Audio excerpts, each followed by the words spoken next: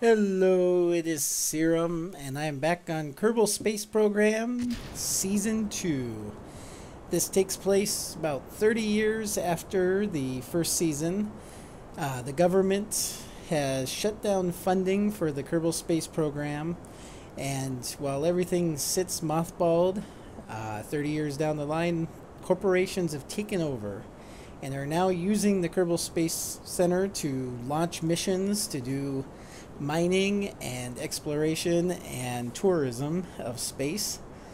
So this is the Solar Tech Corporation launching their their North Pole mining operation using heavy rockets to launch this mining device with its first single crew member to the North Pole.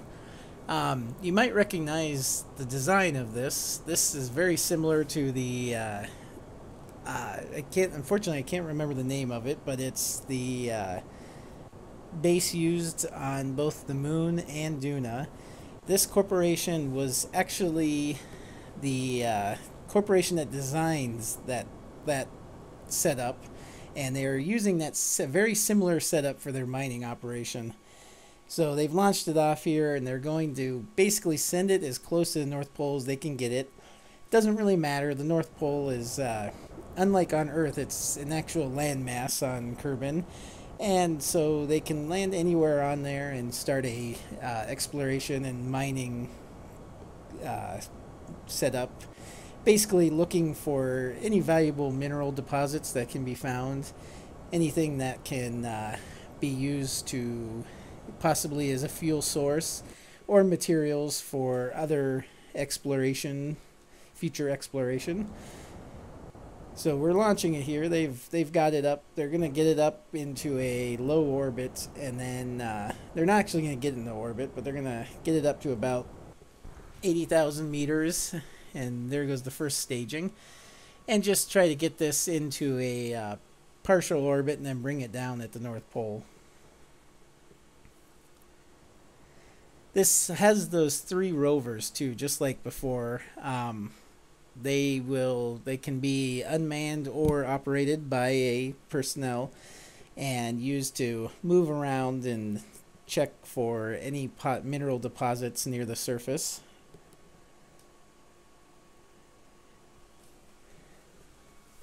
So here we are.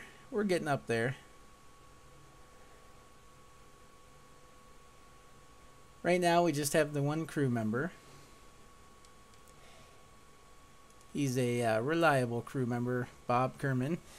He's the great-grandson of the Bob Kerman that we know from Season 1.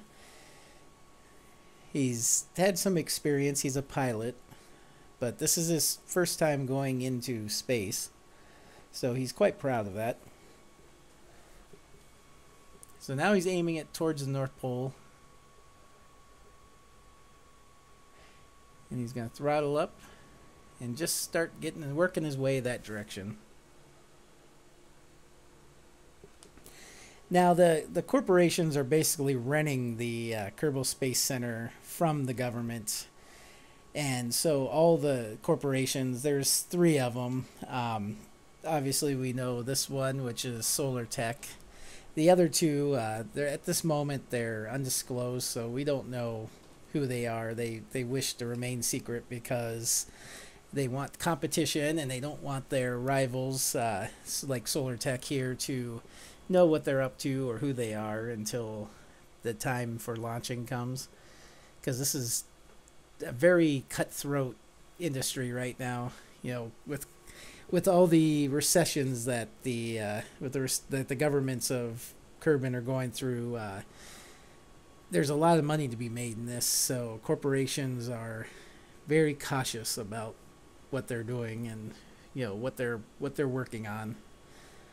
In fact, nobody really even knows what minerals Solar Tech is looking for.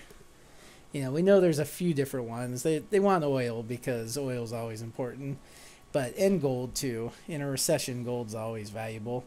But they also might be looking for some rare minerals that could be, things that could be used to make the hulls of ships and future fuel for space travel. Yep, Bob's enjoying this bumpy ride. He's got nerves of steel. You got to admire that guy.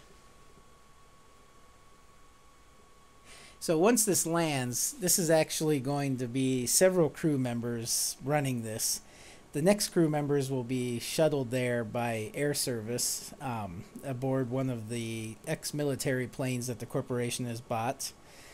The PT-100 and the PT-101, which are long-distance aircraft that can carry 3 personnel, halfway around the world here. So they'll be sent. Now he wants to try to get to the North Pole here, but you always have to overshoot. So hopefully we don't miss the North Pole by too much. But like I said, it doesn't matter if we land anywhere on that ice sheet. Should be fine because there's a continent underneath there. So after this lands and has been settled in and everything, and there it is. Doesn't it look beautiful? The plane will be sent with the rest of the personnel to land and help with the mining operation.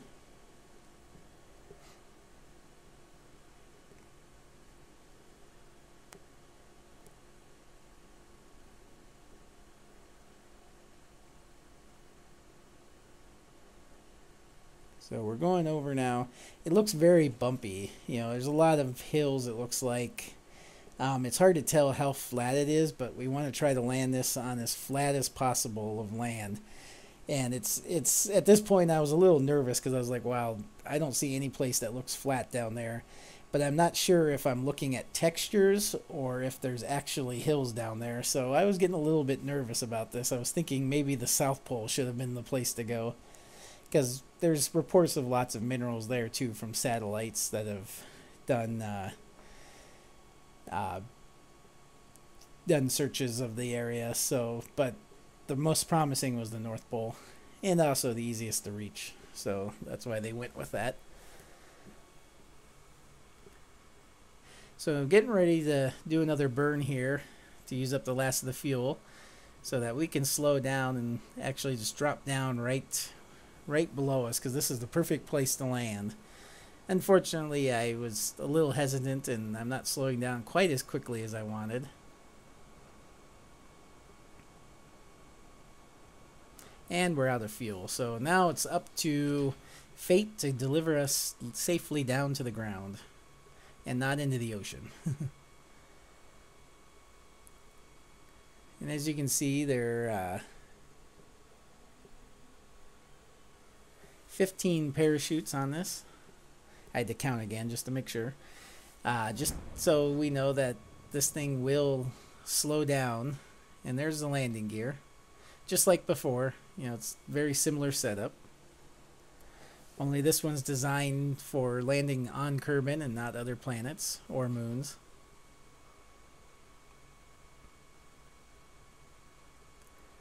So we overshot the North Pole by a little bit, but that's okay. We're still landing on the continent, so that's the important thing. We're not landing out in the ocean or off into the wilderness somewhere or on mountains. And as I get closer, it does look like that's just a texture there and not actually hilly surface. And you can see the moon out there. Looks very beautiful. Bob Kerman's enjoying the view, but as little as he can because he's busy making sure that everything's working properly for the landing.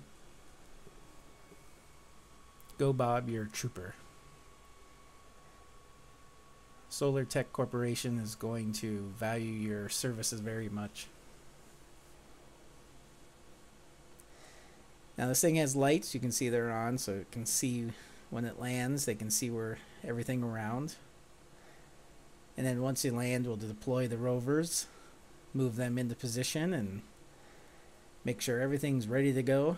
Open up all the antennas and communication dishes.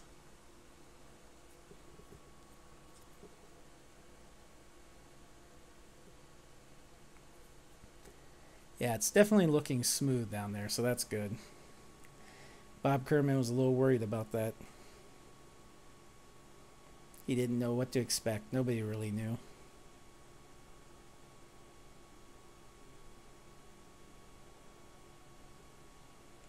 And just speeding this up some. Alright, there's some hills over there, but it looks like we found a nice flat area to land in. This is good. This will be a perfect place to do some mining. And the chutes have fully deployed, so that's good. Nothing's broken off. Everything's looking good. Solar Tech will be happy to hear that everything's running smoothly. They've invested millions into this and hope to get billions back in the long run. And with this, they'll be able to do more mining on other planets and successfully touch down. That's good. So this is perfect. Everything's working out. We'll deploy the ladders, open up the communication dish, and raise all of the communication antennas. Also deploying the solar panels.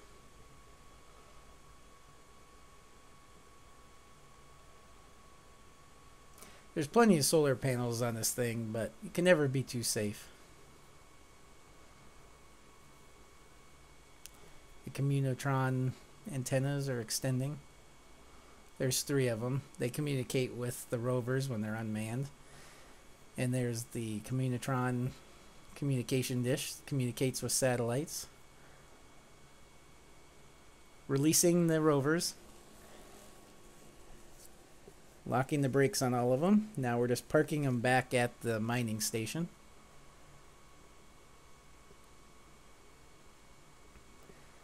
Unfortunately, only one of them has headlights on them. I forgot to put them on all of them, so that's okay. One can do night driving, the other 2 can be for the day. Now Bob's climbing out just to ensure everything looks okay.